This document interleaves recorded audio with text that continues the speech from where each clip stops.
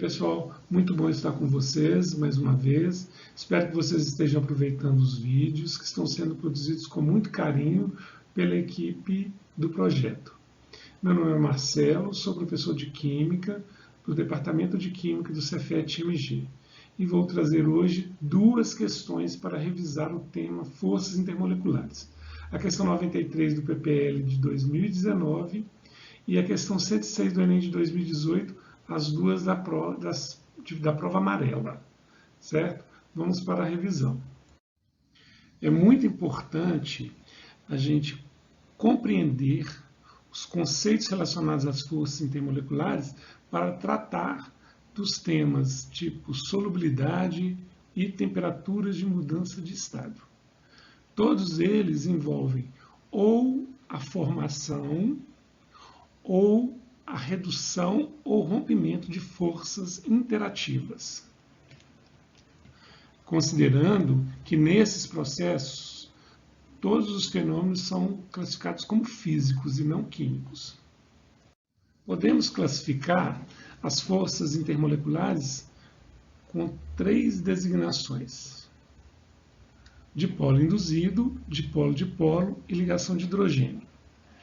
E a força relativa nessas três interações, essas três forças intermoleculares, aumenta nesse sentido, certo? Ou seja, o dipolo induzido é a força mais fraca dentro das forças intermoleculares, salvo algumas considerações que vão ser colocadas aí nos próximos slides. A título de exemplo, eu coloquei aqui uma transformação envolvendo a água partindo do estado sólido. Então, o processo 1, 2 são processos em que tem o enfraquecimento e o rompimento das forças interativas que existem entre as moléculas de água. Então, esses processos aqui, eles são processos físicos. Em condições muito severas, drásticas, pode ocorrer esse fenômeno. Porém, esse aqui já é um processo químico. Por quê? Porque vai haver rompimento não de forças intermoleculares, e sim de forças interatômicas. Ok? Então, por isso que a gente só utiliza os conceitos de forças intermoleculares em processos iguais a esses aqui, onde tem o enfraquecimento e o rompimento das forças interativas.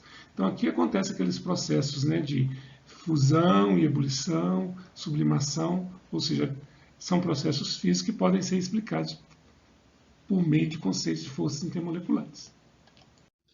Eu trouxe esse quadro que é para a gente estar revendo como definir as forças intermoleculares.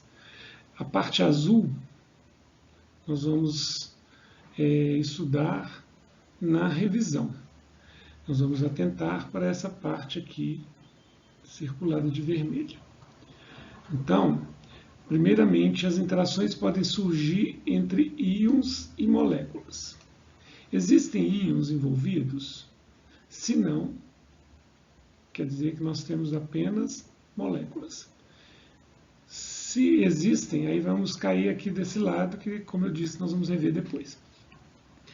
Se existem só moléculas, aí nós temos que aprender a verificar o seguinte: qual é a polaridade delas? Elas são polares? Se elas não são polares, elas vão interagir com uma força que a gente designa por forças de London dipolo induzido ou força de Van der Waals. Nós não vamos questionar essa nomenclatura.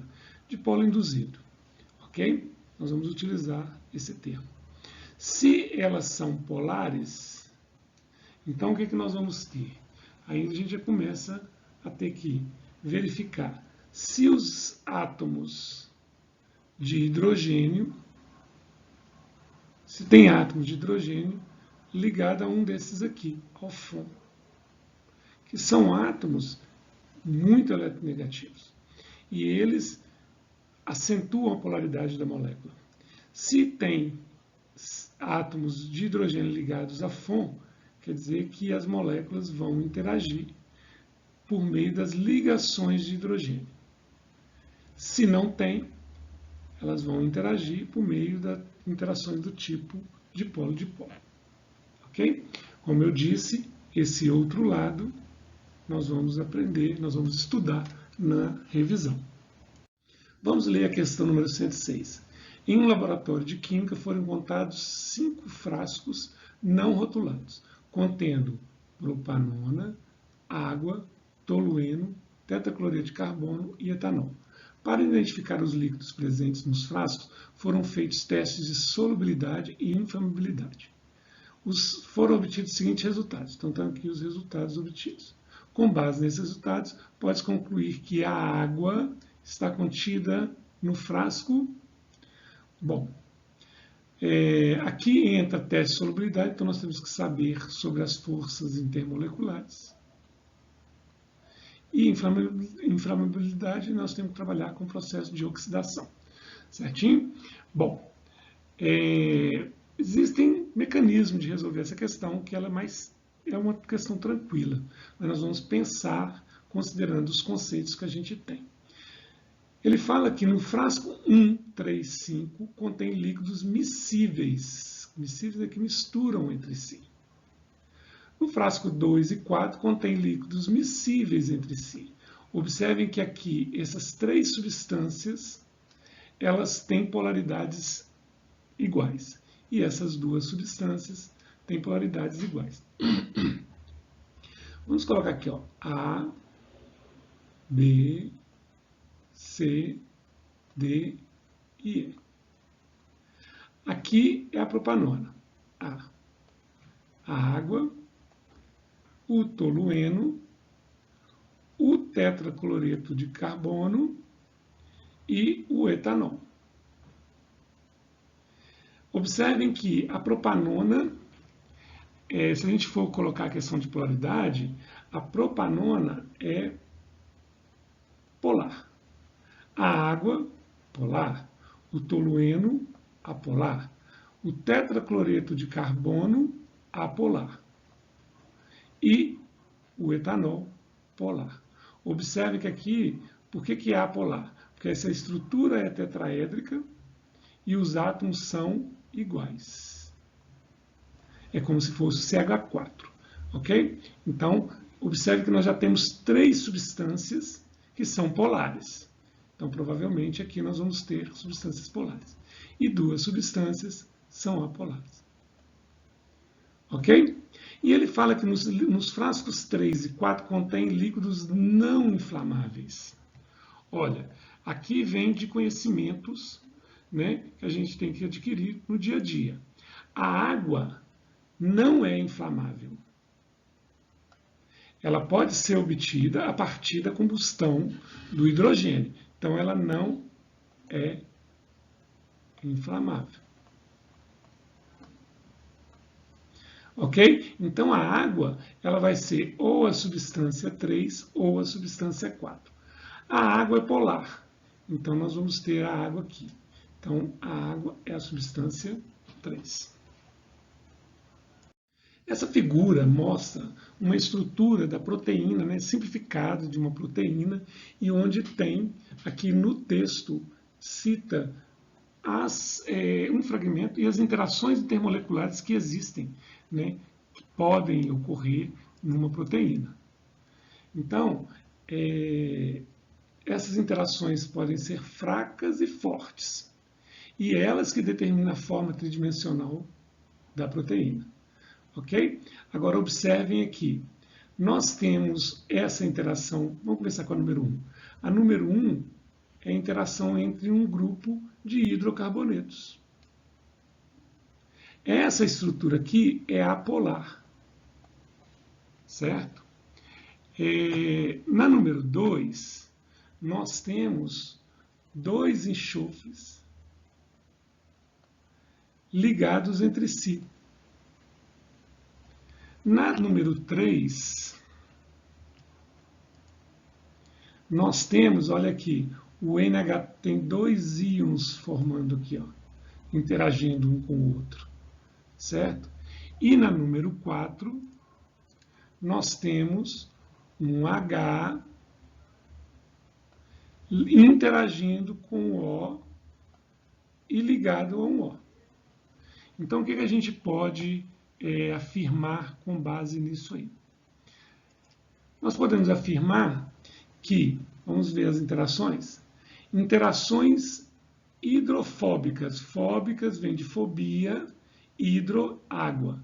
Para ter fobia ou aversão à água, tem que ser um composto apolar. Então, esta aqui corresponde à estrutura número 1. Ligações iônicas. As ligações iônicas acontecem entre íons. Então, essa aqui seria a número 3. Ligação de hidrogênio. Então, só pode ser a número 4. E ligação de sulfeto. Di2, sulfeto, enxofre. Então, vai ser a interação número 2. Ok?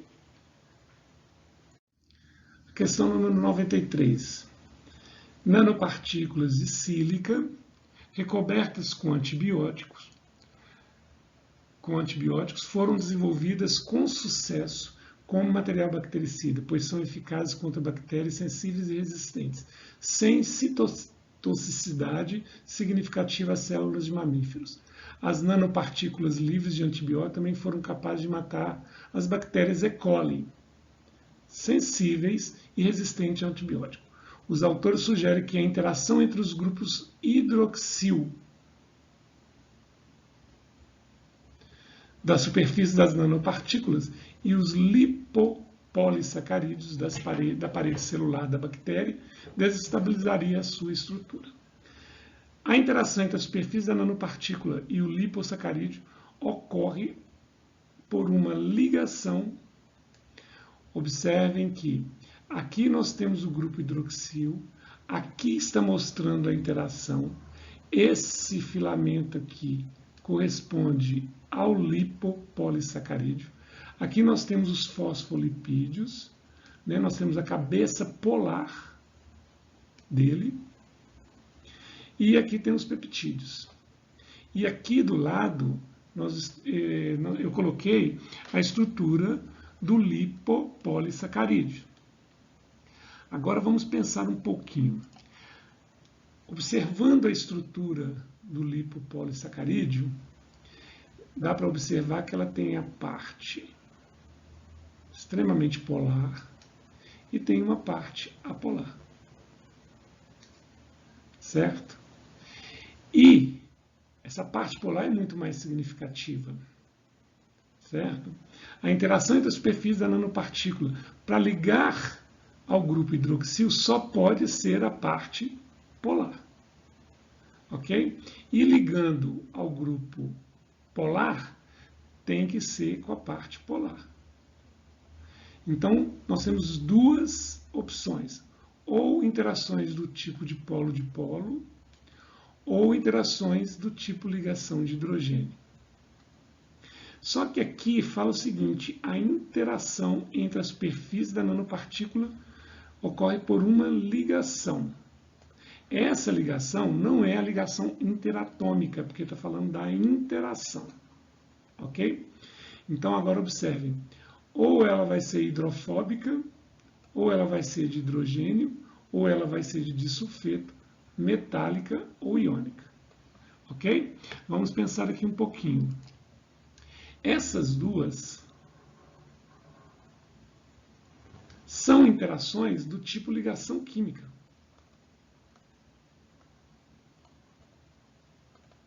que não é o que está sendo proposto ali. E iônica precisa de íons, né? Hidrofóbica é aquela que tem fobia à água, então quer dizer que tem que ser a interação por meio da parte apolar. Só que a parte apolar aqui não vai ligar com o grupo OH. Como nós mesmos vimos, que para ligar com o grupo OH tem que ser a parte polar. Disulfeto tem que envolver enxofre. E não tem enxofre na estrutura. Tem o fósforo aqui, ó, pequenininho, né? Tem nitrogênio e etc. Então, nós temos lá a ligação de hidrogênio. Letra A. Espero que vocês estejam gostando desse trabalho e divulguem os vídeos para outros colegas auxiliares nessa fase. E bom estudo. Volte sempre que quando fizer necessário, né, os vídeos. Façam a revisão e qualquer dúvida pode deixar lá no campo comentários, que a gente vai estar respondendo. Um grande abraço e até a próxima.